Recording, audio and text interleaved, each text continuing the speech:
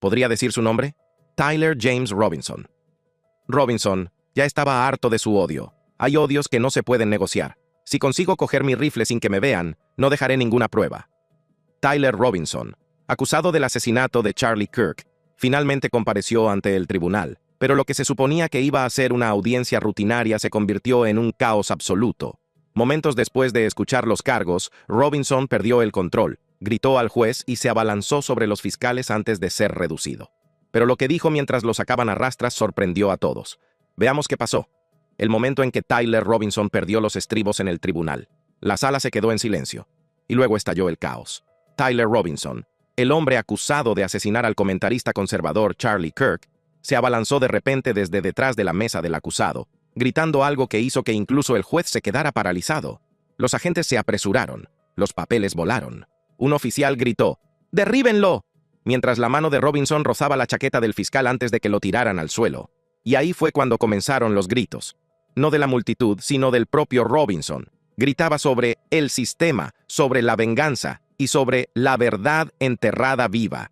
No fue solo un arrebato en la sala del tribunal, fue un colapso total de un hombre que en su día fue aclamado como un estudiante universitario, con excelentes calificaciones y que se convirtió en un villano nacional. Y lo que vino después sorprendería a todos los espectadores de Estados Unidos. Esta es la historia de cómo el asesino de Charlie Kirk, Tyler James Robinson, perdió el control en la sala del tribunal, dejando al descubierto un inquietante patrón de manipulación, obsesión política y culpa que pudo haber impulsado uno de los asesinatos más impactantes de la historia política moderna. Cuando Charlie Kirk, fundador de Turning Point USA, subió al escenario de la Universidad del Valle de Utah, el 10 de septiembre de 2025, el público estaba electrizado. Era parte de su American Comeback Tour, la primera de 15 paradas esa semana. Charlie Kirk llega al evento de Turning Point USA. El American Comeback Tour es la primera de las 15 paradas de una gira por universidades, algo por lo que Charlie Kirk se ha hecho famoso. Al mediodía, más de 3,000 personas se habían reunido bajo una carpa blanca. Kirk bromeó sobre el tamaño de la multitud de Utah, sonrió y, como siempre, retó a los estudiantes a traer a los mejores liberales que Utah tiene para ofrecer. Traed a los mejores liberales que Utah tiene para ofrecer. Y entonces, solo unos minutos después, ocurrió. Un único disparo, un disparo en el cuello, pánico, gritos, sangre.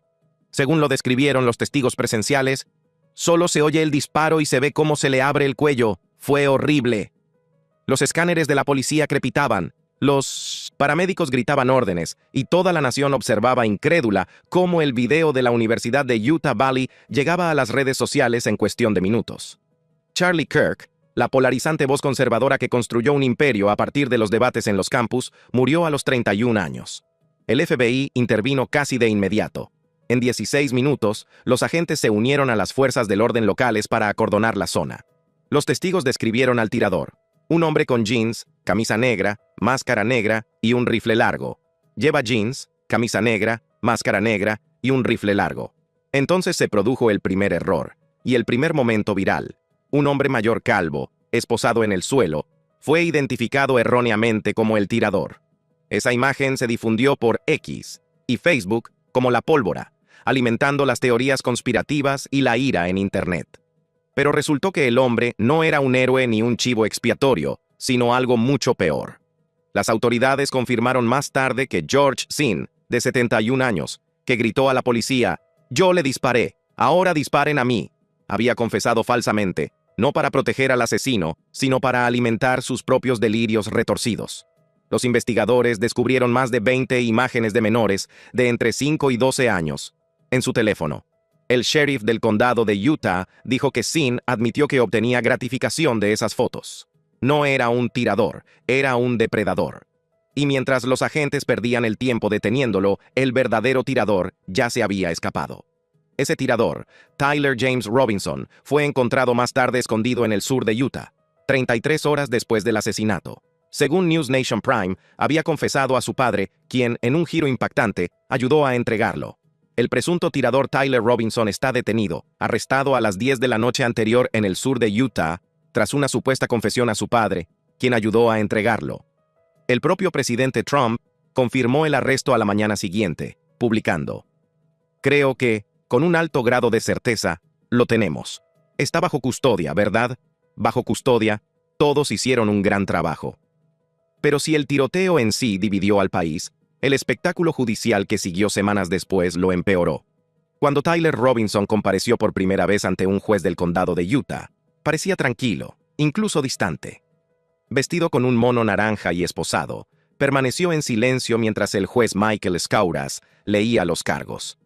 Asesinato con agravantes, un delito capital, delito grave por disparar un arma de fuego y causar lesiones corporales graves, 2 cargos por obstrucción a la justicia, 2 cargos por manipulación de testigos, delito violento cometido en presencia de un niño. Cada cargo conllevaba graves consecuencias en la sentencia, incluida la pena de muerte. Solo para información del tribunal, presentamos una notificación de intención de solicitar la pena de muerte. La presentó el fiscal del condado de Utah, Jeff Gray. Cuando el fiscal terminó de leer, la sala se quedó en silencio. Pero la calma de Robinson se rompió en el momento en que el juez mencionó la selección de la víctima, ya que supuestamente eligió a Charlie Kirk por sus creencias políticas. Tyler James Robinson seleccionó intencionadamente a Charlie Kirk debido a la creencia o percepción de Tyler James Robinson con respecto a la expresión política de Charlie Kirk. Robinson comenzó a murmurar entre dientes, balanceándose ligeramente. Los alguaciles reforzaron su postura, y entonces, en un violento destello, intentó saltar hacia la mesa de la fiscalía. Lo que siguió fue un auténtico caos. Los agentes lo derribaron mientras la sala se llenaba de exclamaciones. El juez pidió orden, golpeando con su mazo, pero el caos no cesaba. Robinson gritó que el juicio era un montaje, que ellos me obligaron a hacerlo y que Charlie se lo merecía. Era el tipo de arrebato que cabría esperar de un teórico de la conspiración, acorralado por sus propias mentiras, un colapso que se hizo viral al instante. Para muchos estadounidenses, fue la primera visión real del hombre detrás del crimen, y no era lo que esperaban. Robinson no era un extremista empedernido ni un mercenario político. Era un joven de 24 años de Ogden, Utah, que había abandonado la universidad y tenía un historial de radicalización en Internet. Los analistas del FBI revelaron más tarde que había pasado meses publicando en grupos marginales en línea, desahogándose sobre salvar a Estados Unidos de la tiranía y acusando a figuras conservadoras como Charlie Kirk de traicionar al movimiento juvenil. Era odio ideológico disfrazado de activismo y se había convertido en asesinato. El gobernador de Utah, Spencer Cox, admitió más tarde lo profundamente que le había conmocionado el caso. Durante 33 horas, recé para que, si esto tenía que suceder aquí, no fuera uno de los nuestros. Lamentablemente, esa oración no fue respondida como yo esperaba. Sus palabras calaron hondo, porque Tyler Robinson era uno de ellos. Un nativo de Utah, un estudiante local, un hombre cuya ira había estado gestándose durante años bajo la superficie. Para cuando llegó la siguiente cita de Robinson en el tribunal, el mundo había visto los clips, las transcripciones y el arrebato reproducido en todas las cadenas de noticias. Pero lo más inquietante no fue su agresividad, sino lo que vino después. Se corrió el rumor de que Robinson había intentado atacar a un guardia mientras lo trasladaban de vuelta a la cárcel del condado esa noche. Otros afirmaron que había garabateado "Justicia para la libertad" en la pared de su celda con pasta de dientes y agua. Nada de eso tenía sentido, pero así es la obsesión. No tiene por qué tenerlo. Dentro de la mente del asesino de Charlie Kirk, cuando la puerta de la celda se cerró de golpe detrás de Tyler Robinson, resonó como el cierre de un capítulo en la política estadounidense, pero en realidad solo era el comienzo. Desde fuera, parecía que finalmente se había hecho justicia. El asesino había sido capturado, los titulares habían desaparecido. Los seguidores de Charlie Kirk organizaban vigilias y creaban fondos de becas en su nombre. Pero dentro de la cárcel del condado de Utah, se estaba gestando algo más oscuro, un descenso lento y espeluznante que más tarde haría que incluso los funcionarios judiciales se preguntaran si el violento arrebato de Robinson en la sala del tribunal había sido espontáneo o cuidadosamente ensayado. Los registros de la cárcel muestran que las primeras 48 horas de Robinson bajo custodia fueron caóticas. Rechazó la comida, ignoró las preguntas y pasó horas caminando de un lado a otro, murmurando entre dientes. Los funcionarios de prisiones escribieron en sus informes que estaba inusualmente tranquilo, casi de forma antinatural, alternando largos periodos de silencio con repentinos ataques de risa que resonaban en el pasillo de hormigón. A la mañana siguiente, Un oficial lo encontró completamente inmóvil, de pie frente a la esquina de su celda. En la pared, escritas con pasta de dientes, estaban las palabras: «Cumplí el propósito de Dios». Cuando se le preguntó al respecto más tarde, Robinson le dijo a un investigador: «¿Crees que le disparé a Charlie Kirk? No, lo entregué». Esas palabras causaron escalofríos en todo el departamento. No era solo rebeldía, era un delirio arraigado en una convicción retorcida. En una semana, los fiscales ordenarían discretamente una evaluación psiquiátrica, citando signos de ideación psicótica vinculada a un condicionamiento extremista. Pero los resultados no llegarían hasta mucho más tarde. Por ahora, Robinson era solo otro recluso de alto perfil, aislado y enojado, vigilado las 24 horas del día bajo vigilancia por riesgo de suicidio. Mientras tanto, los canales de noticias seguían analizando cada detalle del caso. News Nation Prime emitió nuevas imágenes que mostraban la confesión de Robinson a su padre, el acto que puso fin a la persecución de 33 horas. El presunto tirador Tyler Robinson está detenido, arrestado a las 10 de la noche anterior en el sur de Utah tras una supuesta confesión a su padre, quien ayudó a entregarlo. Ese momento, en el que un padre entregaba a su hijo, se convirtió en uno de los símbolos más inquietantes de la tragedia. Las entrevistas posteriores revelaron que el padre, un antiguo pastor, había llevado a Tyler a una apartada área de descanso cerca de Cedar City. Sentado en el asiento del copiloto, Tyler le susurró: «Lo hice, papá. Tenía que hacerlo. Él los estaba desviando del camino». El padre no dijo nada. Simplemente marcó el 911. Cuando llegaron las autoridades, Tyler estaba llorando. Pero esas lágrimas no duraron mucho. A la mañana siguiente, mientras lo escoltaban para ficharlo, sonrió a la cámara.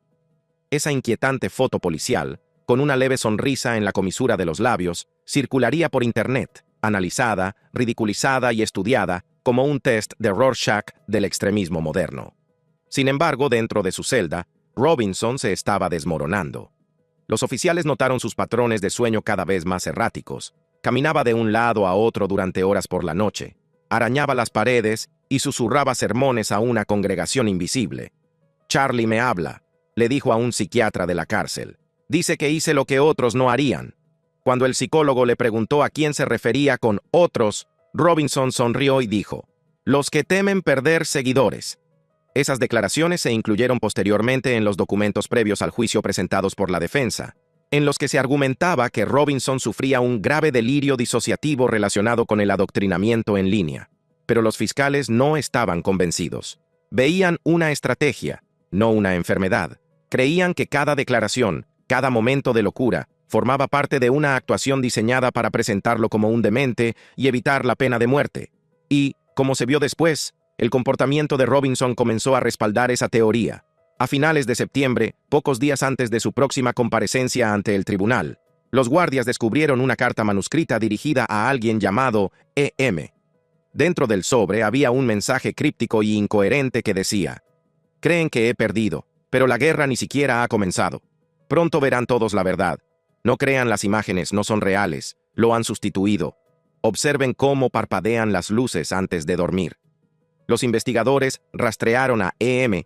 hasta un conocido colaborador en línea, un usuario radical de un foro que compartía con frecuencia manifiestos y videos antisistema en los que afirmaba que el gobierno de Estados Unidos había escenificado martirios conservadores. La carta fue marcada, copiada y reenviada a la Unidad de Análisis de Conducta del FBI. Y no fue la última. En cuestión de días, Robinson había escrito 7 cartas más, cada una más paranoica y violenta que la anterior. En una de ellas declaraba: «Si me silencian, deben terminar lo que yo empecé. Un disparo no es suficiente, no es asesinato, es corrección». Esas cartas se convertirían más tarde en el eje central del argumento de la fiscalía de que Robinson no estaba loco, sino que era calculador, un hombre que fingía su propia psicosis para parecer una víctima. El público no sabría nada de esto hasta más tarde. Sin embargo, lo que sí vieron fue lo que ocurrió durante la segunda audiencia de Robinson el 29 de septiembre, la que finalmente acaparó los titulares nacionales con la frase «Se vuelve loco en el tribunal». Esa mañana, la sala del tribunal estaba abarrotada. Las cámaras de todas las principales cadenas se alineaban en la pared trasera. Se duplicó la seguridad. Incluso el juez había solicitado en privado que se destinaran más agentes cerca del estrado. Todo el mundo sabía que Robinson tenía mal genio. Sin embargo, nadie esperaba lo que sucedería a continuación. Al comenzar la audiencia, el juez reiteró que Robinson estaba acusado de asesinato con agravantes y que la fiscalía había presentado oficialmente su intención de solicitar la pena de muerte. Solo para información del tribunal, hemos presentado una notificación de intención de solicitar la pena de muerte. La ha presentado el fiscal del condado de Utah, Jeff Gray. Al principio, Robinson se quedó inmóvil, mirando al techo, con las manos ligeramente temblorosas. Entonces el fiscal comenzó a leer la agravante por selección de la víctima, que afirmaba que había elegido a Charlie Kirk por sus creencias y expresiones políticas. Tyler James Robinson seleccionó intencionadamente a Charlie Kirk debido a las creencias o percepciones de Tyler James Robinson con respecto a la expresión política de Charlie Kirk. Esa sola frase lo destrozó. Robinson golpeó de repente la mesa con las manos y gritó: ¡No! ¡No pueden tergiversar las palabras de Dios! La sala del tribunal estalló. Su abogado intentó calmarlo, pero Robinson empujó su silla hacia atrás y se volvió hacia la multitud, gritando: ¡Todos ustedes son esclavos! ¡Todos y cada uno de ustedes! Los alguaciles entraron corriendo y lo inmovilizaron en el suelo mientras él gritaba incoherencias sobre corrupción, la iglesia profunda y misión divina. Los espectadores fueron escoltados fuera de la sala mientras Robinson pataleaba, escupía y maldecía. El juez golpeó con su mazo y gritó: ¡Orden! Pero el caos ahogó su voz. Fueron necesarios 4 agentes para sacar a Robinson de la sala, que seguía retorciéndose y gritando versículos de las Escrituras mezclados con blasfemias.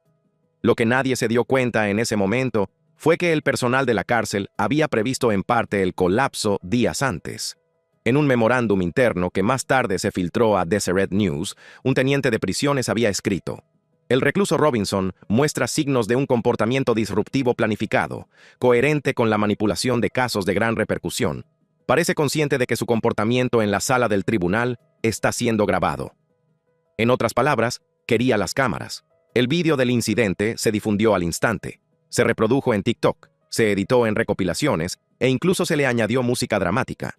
Algunos usuarios de Internet lo calificaron de prueba de posesión. Otros lo vieron como una declaración política. Hashtags como Jando Robinson Breakdown y Justice for Charlie fueron tendencia durante días. Era exactamente el tipo de espectáculo que el equipo de defensa de Robinson temía. En una solicitud de emergencia, pidieron que las futuras audiencias se celebraran en privado, argumentando que la publicidad corre el riesgo de agravar aún más el inestable estado mental del acusado. Pero para entonces, el daño ya estaba hecho. El mundo lo había visto, no como un joven confundido, sino como un extremista violento, escupiendo versículos bíblicos mientras gritaba a los jueces. Y mientras Robinson era arrastrado fuera de la sala, Erica Kirk permaneció sentada, temblando. Su abogado le puso una mano en el hombro mientras ella susurraba: está orgulloso de lo que hizo. Esa tranquila afirmación fue confirmada más tarde por la fiscalía.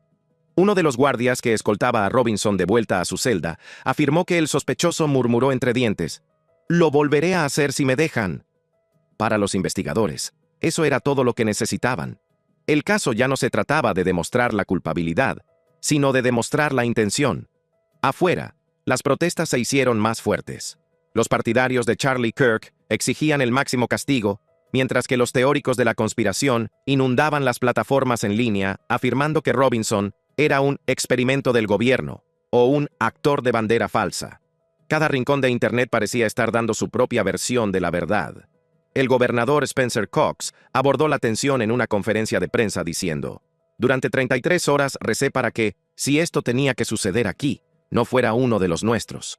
Lamentablemente, esa oración no fue respondida como yo esperaba». Esa misma tarde, un portavoz del FBI anunció que Robinson se sometería a una evaluación psicológica adicional, pero enfatizó: la enfermedad mental no es excusa para la violencia ideológica. Entre bastidores, los agentes descubrieron más pruebas escalofriantes. Una colección de borradores de correos electrónicos y vídeos eliminados que se encontraron en la computadora portátil de Robinson. En un borrador titulado Mi Testamento, escribió: «La historia no recuerda a los cobardes, recuerda a los que defendieron la verdad, incluso cuando la verdad sangraba». Esa frase, poética pero aterradora, revelaba lo que los fiscales habían estado argumentando todo el tiempo. Tyler Robinson no enloqueció. Lo planeó. Incluso cuando se acercaba la fecha del juicio, la línea entre la locura y la manipulación se difuminaba. Su abogado defensor presentó una moción para que lo mantuvieran en régimen de aislamiento, alegando que otros reclusos lo habían amenazado.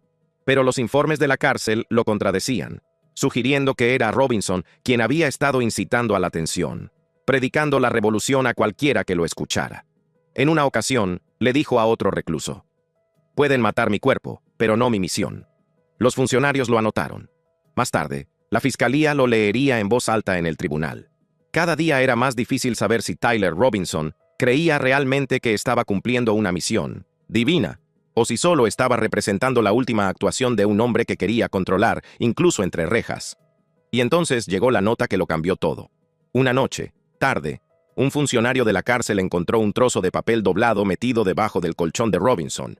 No era un manifiesto, no era una diatriba, solo eran 3 palabras: lo extraño. Por primera vez, los investigadores se preguntaron si Tyler Robinson finalmente estaba quebrándose, no en ira, sino en arrepentimiento. Pero incluso ese pequeño destello de humanidad no duraría.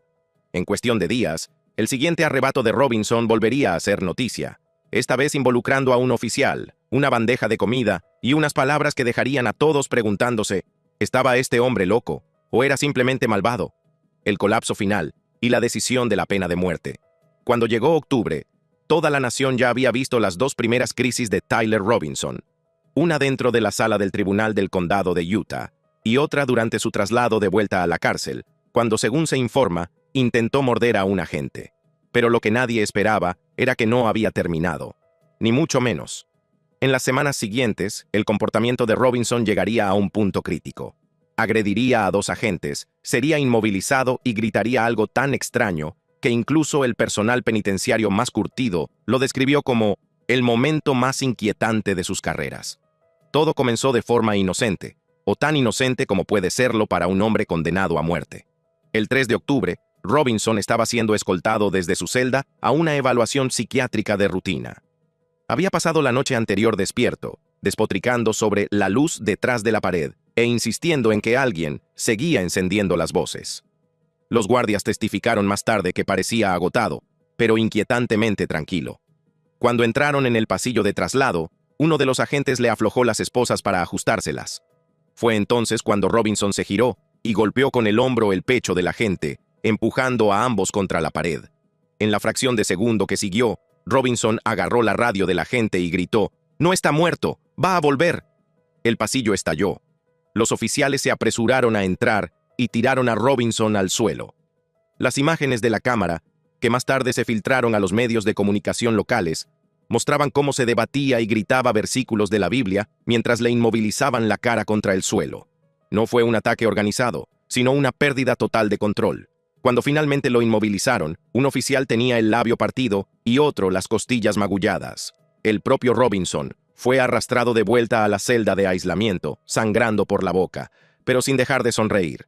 Ese video, granuloso, con poca luz y espantoso, se filtraría pocos días después, extendiéndose por Twitter y YouTube más rápido de lo que las autoridades podían contenerlo.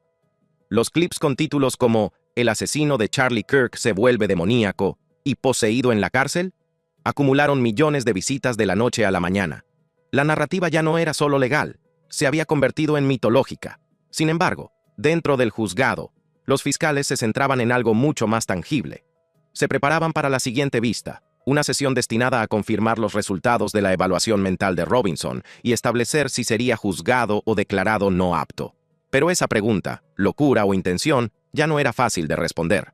El informe de la evaluación, presentado discretamente por la División de Psiquiatría Forense del Estado, describía a Robinson como lúcido, consciente de sus circunstancias, pero psicológicamente disociado por delirios ideológicos. En términos sencillos, sabía lo que había hecho y seguía creyendo que era lo correcto. El informe decía: aunque muestra síntomas de obsesión religiosa y creencias persecutorias, el sujeto sigue siendo capaz de comprender la naturaleza y las consecuencias de sus actos. Esa sola línea lo cambiaría todo. Significaba que Robinson era legalmente sano. Significaba que la pena de muerte seguía sobre la mesa. Cuando Robinson volvió a comparecer ante el tribunal el 15 de octubre, la sala se llenó de agentes adicionales. Esta vez no había público. No se permitían cámaras, solo funcionarios judiciales, abogados y un periodista de Deseret News que más tarde describiría el ambiente como tenso, claustrofóbico y emocionalmente asfixiante. Robinson estaba sentado en una silla acolchada, con las muñecas esposadas y una máscara negra para evitar que escupiera. Mientras el juez leía las conclusiones de su evaluación mental, Robinson comenzó a negar con la cabeza lentamente, murmurando bajo la máscara. Entonces, llegó el momento que nadie olvidó. El fiscal repitió las palabras de la evaluación, que Robinson comprendía las consecuencias de sus actos. Robinson de repente empezó a reír. No era solo una risita, sino una risa profunda y gutural que se hizo cada vez más fuerte hasta ahogar la voz del juez. Toda la sala se quedó paralizada. Se balanceó hacia adelante, haciendo que su silla se inclinara ligeramente, y dijo a través de la máscara de malla: ¿Consecuencias? ¿Creen que tengo miedo de las consecuencias? ¿Creen que él las tenía? Los alguaciles agarraron la silla para estabilizarla, pero Robinson no había terminado. Gritó: «¡Él se lo buscó! ¡Él se lo buscó en ese escenario!» Todo lo que diga hoy en la sala podría ser utilizado en su contra, y queremos proteger sus derechos constitucionales. El juez ordenó inmediatamente que se desalojara la sala. Los periodistas fueron escoltados fuera, y se cortó la transmisión del sistema de circuito cerrado.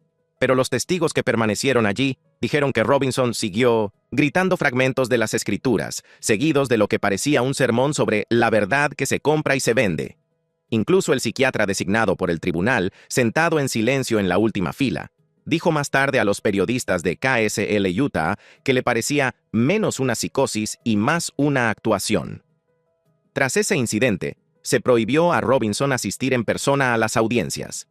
Todas sus futuras comparecencias serían a distancia, a través de una transmisión de vídeo Webex desde una unidad de aislamiento del Hospital Estatal de Utah. Pero incluso a través de la cámara, su intensidad era imposible de contener.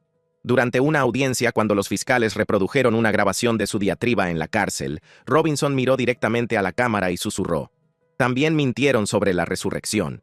Los funcionarios del tribunal describieron el momento como escalofriante. Uno de ellos dijo: «Era como si supiera exactamente cómo incomodar a todo el mundo, como si se alimentara de ello». Y, en cierto modo, así fue. Porque mientras Robinson estaba entre rejas, su historia se difundía rápidamente por Internet. Sus fanáticos, un grupo pequeño pero ruidoso de cuentas anónimas, comenzaron a difundir videos en los que afirmaban que Robinson había sido incriminado por el Estado y lo llamaban un patriota derribado por la propaganda. Se hacían llamar los 33, en referencia a las 33 horas transcurridas entre el asesinato y el arresto de Robinson. En sus foros, intercambiaban teorías, modificaban imágenes e incluso intentaban recaudar fondos para su defensa legal, algo que su familia rechazó públicamente. «Nuestro hijo no es un mártir», escribió su madre en una publicación de Facebook. «Está enfermo y ha arruinado innumerables vidas, incluida la suya». Pero su súplica no impidió que la secta siguiera creciendo.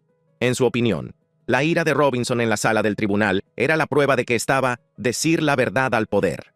Entre bastidores, los fiscales se preparaban para una última moción previa al juicio, la confirmación formal de que solicitarían la pena capital. Su argumento era sencillo: no se trataba de un hombre abrumado por la enfermedad, sino consumido por la ideología. Y esa ideología se había metastatizado en un acto público de terror, destinado a silenciar una voz que él odiaba. El acusado creó a sabiendas un gran riesgo de muerte para otra persona que no era Charlie Kirk. La condena por este delito puede acarrear la pena de muerte o una pena obligatoria de cadena perpetua sin libertad condicional. La defensa respondió presentando antiguas entradas del diario de Robinson de sus años universitarios, divagaciones sobre la paranoia, el juicio divino y la soledad. Intentaron mostrar el retrato de un alma perdida en espiral bajo la manipulación digital. Pero el juez no se dejó convencer. «La ideología no es una enfermedad», dijo. «Las creencias no justifican el derramamiento de sangre». Y con eso, el destino de Robinson quedó sellado. Sin embargo, incluso mientras la maquinaria legal avanzaba, quedaba un misterio. ¿Por qué Charlie Kirk? Había miles de figuras políticas más famosas, más controvertidas y más francas. Pero para Robinson, Kirk representaba algo profundamente personal, el hombre que, En sus propias palabras, había traicionado la cruzada. Durante la investigación, los analistas del FBI descubrieron que Robinson había asistido a 2 eventos de Turning Point, USA, en el último año. En uno de ellos, le hizo a Kirk una pregunta sobre la fe y el gobierno que quedó sin respuesta. En otro, lo habían rechazado en la puerta por negarse a pasar por el control de seguridad.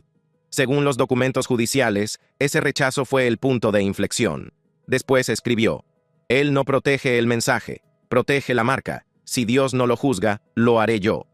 Esas palabras se convertirían en su confesión, no gritadas con ira, sino escritas en privado, en el mismo diario que se encontró debajo de su colchón después del tiroteo. El caso se prolongó durante meses.